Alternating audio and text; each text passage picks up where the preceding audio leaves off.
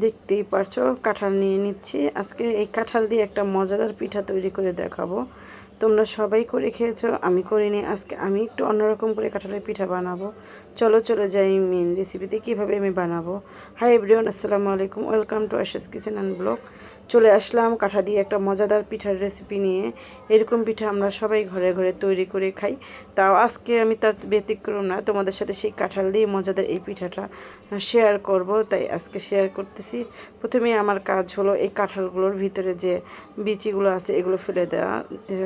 কাঁঠালগুলো একটু ফ্রেশ করে নিব, যেহেতু কাঁঠালের রেসিপি তৈরি করব, কিছু রাখা যাবে না, তাই একটু কাঁঠালের সাইডে কিন্তু চাপিলার মতন থাকে, ইয়ের মতন থাকে, ওই জিনিসটা আমি সরিয়ে ফেলে দিলাম।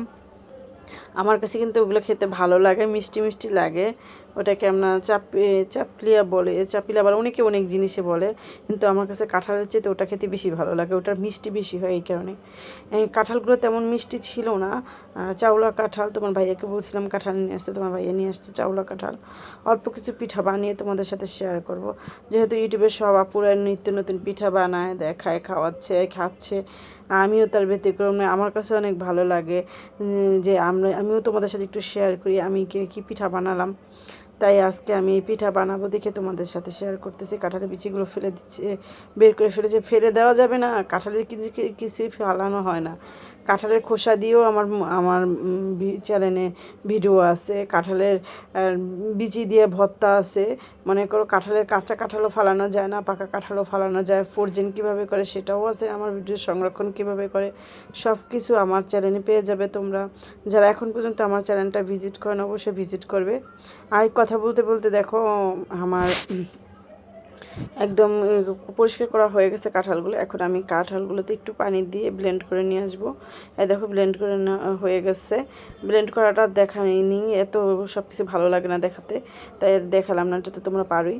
আর এখন আমি একটু চেলে নেব চালনির সাহায্যে, যেহেতু লামস থাকতে পারে, একটু শক্ত, কাঁঠাল নরম না, এই কারণে আমি একটু চেলে নিচ্ছি, যাতে আমি শুধু পিঠটা নিব, উপরের লামসগুলো নিব না, তাহলে আমার পিঠাটা অনেক সুন্দর হবে। একটা ভালো একটা বেটার তৈরি করার জন্য আমি এটা করে নিলাম। দেখো চেলে নিয়ে আমি শুধু এগুলো ফেলে দিব, আর আমার নিচে কিন্তু একদম পিওরটা বের হবে। আমি কিন্তু আম দিয়েও এর আগে করেছি, আজকে আবার তোমাদের সাথে শেয়ার করলাম কাঁঠাল দিয়ে। যেহেতু কাঁঠাল ঘরে আছে, এখন সিজন, আমরা কিন্তু ঘরে সবাই করে খেতে পারবো, কারণ সবার ঘরে ঘরে কাঁঠাল থাকে। আর কাঁঠালটা কিন্তু অনেক জনপ্রিয়। যারা আমাদের ঘরে অনেক বাচ্চারা আছে ফল খেতে চায় না, যেই বাচ্চারা ফল না খেতে চায় তারাও কিন্তু খাবে, এইরকম করে যদি মজাদার এই নাস্তাটি বানিয়ে দিতে পারো। একদম তেল ছাড়া হেলদি মজাদার এই নাস্তাটা একবার হলো বাচ্চাদের করে দিবে, বাচ্চারা কিন্তু মজা করে খাবে, পেট ভরে খাবে, একদম তেল ছাড়া এই নাস্তা।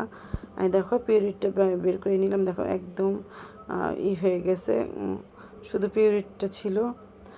পিওর কাঁঠালের যেইটা, আর আমি চিনিটা অল্প পরিমাণে দিলাম, কারণ কাঁঠাল কিন্তু মিষ্টি থাকে, তাই কাঁঠালের চিনিটা কম দিলাম। এই চালের গুঁড়া দিয়ে দিলাম, আর এখানে আধা কাপ 1 কাপ চালের গুঁড়া, 1 কাপ আটা দিয়ে দিব। দুইটা জিনিস মিলিয়ে আমি একটা বেটার তৈরি করব। এই বেটারটা তৈরি করে আমি এই মজাদার নাস্তাটা তৈরি করে নিব। আমার কাঁঠালের কালারটা তেমন সুন্দর ছিল না, তোমরা চাইলে কালার ব্যবহার করতে পারো, কিন্তু আমি কোনো কালার ফুড ব্যবহার করব না, তাই আমি কিন্তু কোনো কালার ব্যবহার করিনি। আর এই যে পরবর্তীতে বললাম যে 1 কাপ আটা আর আধা কাপ চালের গুঁড়ো আমি দিয়ে দিলাম।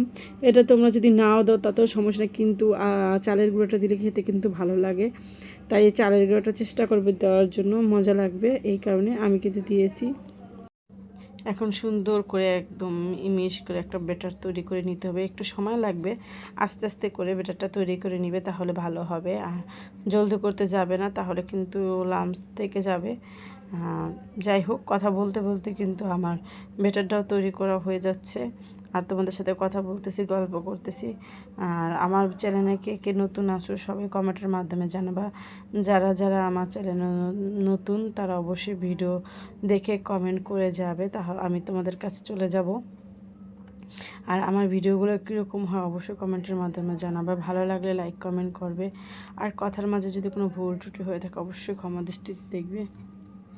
দেখো একটু পরিমাণ মতো লবণ, মিষ্টি জিনিসের লবণ না দিলে কিন্তু ভালো লাগে না, অবশ্যই লবণটা আমাদের দিতে হবে, লবণটা দিলে খেতেও ভালো লাগে। তাই একটু লবণ দিয়ে দিলাম। এই দেখো আমি কিন্তু অনেক সময় ধরে নাড়াচাড়া করতেছি, তোমরা হ্যান্ড বিটার দিয়েও কিন্তু এটা বিট করে নিতে পারো, তাহলে জলদি হবে।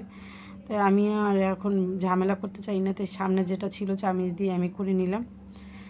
দেখো এই যে এখন একদম রেডি হয়ে গেছে, এইরকম রাখতে হবে থকথকে, একদম একদম নরম করা যাবে না, তাহলে কিন্তু সুন্দর হবে না। আর কালারটা হয়নি, তোমরা একটু কালারের জন্য ম্যানেজ করে নিও প্লিজ। তোমাদের সামনেই তো সব কিছু করে নিলাম, দেখলেই তো। এখন আমি চুলায় চলে যাব, যেহেতু আমার ব্যাটারটা রেডি হয়ে গেছে। এই যে কড়াই বসিয়ে দিয়েছি, কড়াইটা গরম হয়েছে। আমি যেহেতু তেল ছাড়া করবো, কোনো তেল দিব না, শুধু হালকা একটু কড়াইতে তেলটা ব্রাশ করে নিলাম, যাতে আমার পিঠাগুলো সুন্দর হয়, নাস্তাটা একদম পারফেক্টভাবে হয়। দেখো ঘনত্বটা কিন্তু অনেক সুন্দর ছিল। আমি এখন ঢেকে দিব, আস্তে আস্তে করে এগুলো আমি ভেজে নিব, ঢাকনা দিয়ে সুন্দর করে ঢেকে নিব। আর এক এক করে পিঠাগুলো একটা একটা করে বানিয়ে নিব।